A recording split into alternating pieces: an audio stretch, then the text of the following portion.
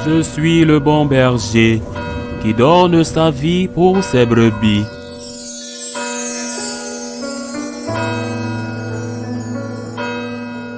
En ce temps-là, la mère et les frères de Jésus vinrent le trouver, mais ils ne pouvaient pas arriver jusqu'à lui à cause de la foule. On le lui fit savoir, « Ta mère et tes frères sont là dehors, qui veulent te voir. » Il leur répondit, « Ma mère et mes frères sont ceux qui écoutent la parole de Dieu et qui la mettent en pratique. » Acclamons la parole de Dieu.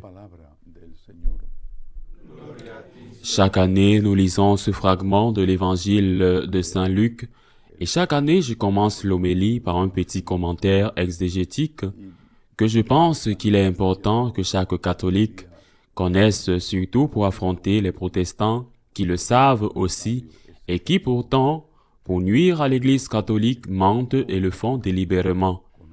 Pas tous, mais beaucoup. Le mot « frère », traduit en espagnol, est un mot que nous comprenons tous, fils du même père et de la même mère, tandis que demi-frère est un autre mot de notre langue qui signifie que l'un des deux parents est commun, mais pas l'autre. Le mot cousin germain est un mot de notre langue qui signifie qu'il s'agit de cousins très proches, car il y a ensuite des cousins germains et ainsi de suite. Eh bien, cousin germain signifie que le père ou la mère est un frère ou une sœur du père ou de la mère de la personne que nous appelons cousin germain. Notre langue est une langue évoluée, une langue qui vient du latin, qui est en même temps une langue magnifique et très évoluée. À trois mots pour désigner une réalité qui, dans l'Ancien Testament, était appelée avec un seul mot, le mot « frère ». Frère, il y a des textes dans l'Ancien Testament, les protestants les connaissent exactement comme les catholiques, mais dans leur haine, il n'y a pas d'autre mot. Envers la Vierge Marie, ce n'est pas du rejet, ce n'est pas du rejet. C'est une authentique haine de la Vierge. Alors, sachant qu'il est ou qu'il en est ainsi, ils l'omettent pour arracher les catholiques à leur foi et les amener avec eux. Cousins, demi-frères et frères avaient le même mot dans l'Ancien Testament, donc quand l'évangéliste dit « Il y a ta mère et tes frères », il ne s'agit pas forcément d'enfants de la Vierge. Il aurait pu s'agir d'enfants de Saint Joseph en première noces. Selon la tradition orientale, Saint Joseph était veuf, mais il a épousé la Vierge. Mais selon notre tradition, selon la tradition latine, Saint Joseph était jeune, c'est-à-dire que ni Saint Joseph ni la Vierge n'avaient d'autres enfants.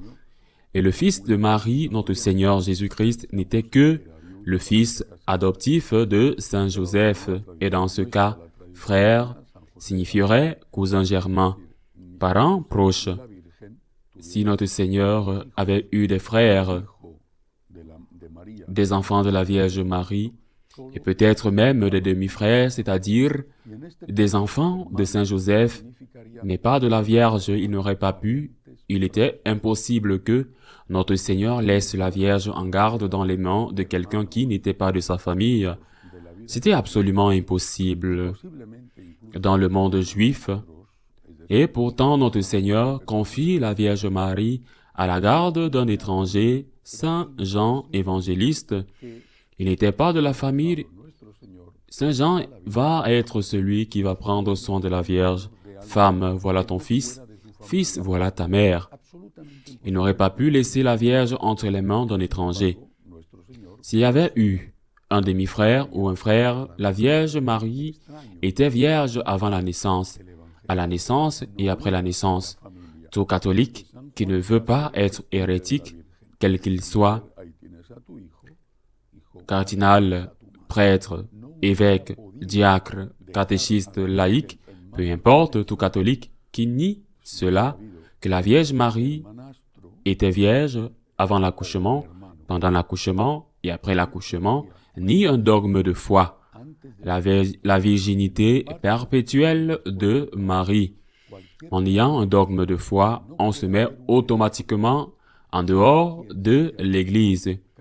Il y a excommunication contre quiconque nie un dogme de foi, ou beaucoup plus grave si celui qui le nie est quelqu'un qui doit défendre l'enseignement de l'Église. Je m'excuse si peut-être le ton aujourd'hui est un peu plus belliqueux, mais dès qu'on touche à la Vierge, je ne peux pas m'en empêcher. Je saute automatiquement, immédiatement. Nous devons défendre notre mère. Peut-être ceux qui n'ont pas eu une bonne mère, bon, peut-être qu'ils n'ont pas ce sentiment, mais ceux d'entre nous qui avons eu une bonne mère savent qu'une mère se défend bec et ongle et qu'au-dessus de notre mère, il n'y a que Dieu. Donc, défendre Marie, pour un catholique, fait partie de son ADN, de sa génétique. Personne ne peut insulter la Vierge, personne ne peut la mépriser et s'attendre à ce que nous restions calmes. Je ne suis pas calme quand je sens que quelqu'un offense, insulte la Sainte Vierge, quelle qu'elle soit.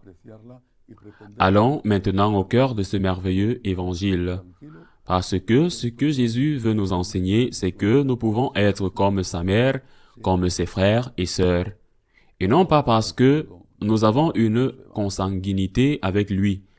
Il s'agit plutôt d'une maternité spirituelle. Nous pouvons être mères de Jésus, et c'est merveilleux, c'est une vocation. Certainement, c'est un appel. Peut-être que tout le monde n'en fait pas l'expérience. Je le comprends, c'est une valeur sûre, c'est un mystère, parce que le Seigneur accorde plus de dons à certains qu'à d'autres. C'est un mystère. D'accord, mais c'est un don. Un très grand don. D'aimer la Madone, de l'aimer passionnément, de l'aimer à la folie, de l'aimer de tout notre cœur. Après l'amour dû à Dieu, jamais il est impossible de rivaliser avec cet amour. Aimer la Madone est un don immense que seul le Seigneur accorde certainement à certains. Bien que je sois sûr que le Seigneur voudrait l'accorder à tous, et peut-être qu'il l'accorde à tous, et que tous ne l'acceptent pas. Aimer la Vierge implique aussi d'imiter la Vierge. C'est un sentiment que peut-être vous avez eu depuis le berceau, que peut-être votre mère ou votre père ou votre grand-mère vous a transmis. C'est un sentiment, mais elle doit être transformée en une vie, qui sont ma mère et mes frères et mes sœurs. Veux-tu être la mère de Jésus? Pose-toi cette question. Veux-tu être la mère de Jésus? Le Seigneur dit quel est le chemin. Ma mère et mes frères sont ceux qui écoutent la parole et la mettent en pratique. Pas seulement ceux qui écoutent, ou qui théorisent, ou qui connaissent telle virgule de l'exégèse, ou qui connaissent tel autre point. Ceux qui écoutent la parole et la mettent en pratique. Veux-tu être la mère de Jésus? Mettez la parole en pratique. Nous, franciscains de Marie, essayons de le faire. Pécheurs comme nous le sommes, imparfaits comme nous le sommes, mais nous essayons de le faire d'une manière très simple. Dans nos groupes, dans nos écoles d'action de grâce, chaque semaine, il y a un but, une résolution tirée de l'évangile du dimanche. Écoutez la parole. Évangile du dimanche, tous les jours aussi, mais surtout le dimanche. Écoutez la parole, méditez la parole, pratiquez la parole, parce qu'en pratiquant la parole, en la mettant en pratique, nous devenons une autre personne. Nous devenons Marie. Nous devenons une autre mère de Jésus.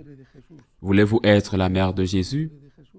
Écoutez la parole et mettez-la en pratique. Pourquoi ne prenez-vous pas chaque jour ou au moins chaque semaine la résolution tirée de l'Évangile? Cette semaine, je vais me fixer sur ce point pour le travailler, pas seulement pour le théoriser, y penser ou même le prier. Pour le pratiquer, j'écoute la parole et j'essaye de la mettre en pratique, et ainsi, je peux être la chose la plus merveilleuse au monde que vous puissiez être, c'est-à-dire quelqu'un qui imite la Sainte Vierge dans son amour pour Jésus-Christ. Ainsi soit-il. Je voudrais terminer en vous rappelant que nous préparons le pèlerinage à l'occasion de l'année sainte à Rome et dans les lieux d'Italie où ont eu lieu des miracles eucharistiques. Ce sera du 8 au 20 janvier. Les places sont limitées, les personnes intéressées peuvent écrire à l'adresse email qui apparaît à l'écran.